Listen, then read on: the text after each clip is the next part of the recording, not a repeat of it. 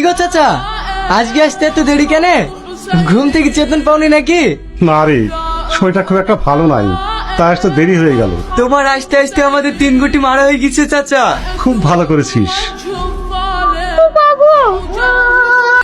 দেখি কাজ করতে পারিসনি?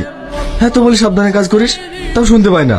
দেখো তুই না একটু লেগেছে, ও সহ্য হচ্ছে না। তুই না, তুই একটু বস মা, আমি একাই করছি। না না, আমার কিছু হয়নি, চলো। এই ভালো করে কাজ কর, মালিক আসছে।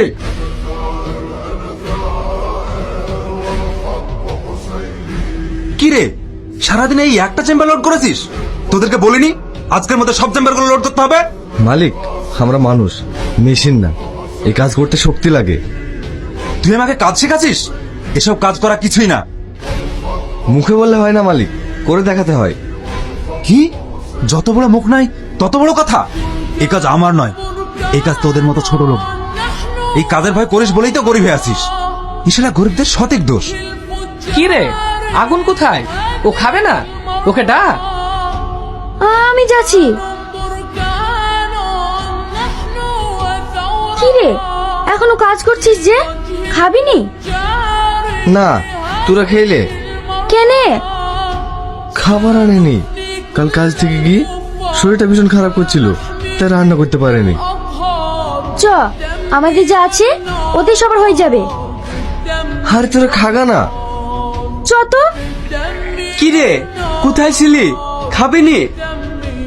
ও খাবার নিয়ে আসেনি বলে খেতে আসছে না। তুই লিয়ে আসিস নি তো কি হয়েছে? আমাদের কাছে খাবার নাই, আমাদের কাছে যা আছে ওইতে সবার হয়ে যাবে। বস। বাবু, হ্যাঁ বলো।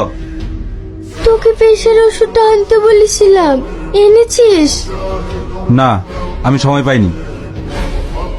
আমার বুকের যন্ত্রণাটা আবার বেড়েছে। শুধু তোমার অসুখ আর অসুখ। কিছুদিন আগে 4 লাখ টাকা দিয়ে তোমার অপারেশন করে নিয়ে আসলাম, তাও তোমার অসুখ ভালো হচ্ছে না। এই তোমার অসুখের জন্য আমার একটা জমি কিনা হলো না। একদিনকার জন্য যদি ভালো থাকে। আপনার কাছে 2 ভরির ওজনের নেকলেসের অর্ডারটা দিয়েছিলাম, সেটা হয়েছে? হ্যাঁ ম্যাডাম, হয়েছে। আচ্ছা ঠিক আছে, আমি তাহলে বিকেলে গিয়ে নিয়ে আসছি। আচ্ছা ম্যাডাম। টাকাগুলো যে কোথায় নষ্ট হচ্ছে সেটা এখন বুঝতে পারছি। একজন যদি হিসাব করে চলে। দেখো, তোমার টাকায় আমি নেকলেস কিনছি না, আমি চাকরি করি, সে টাকায় কিনছি। সব সময় বেশি বেশি।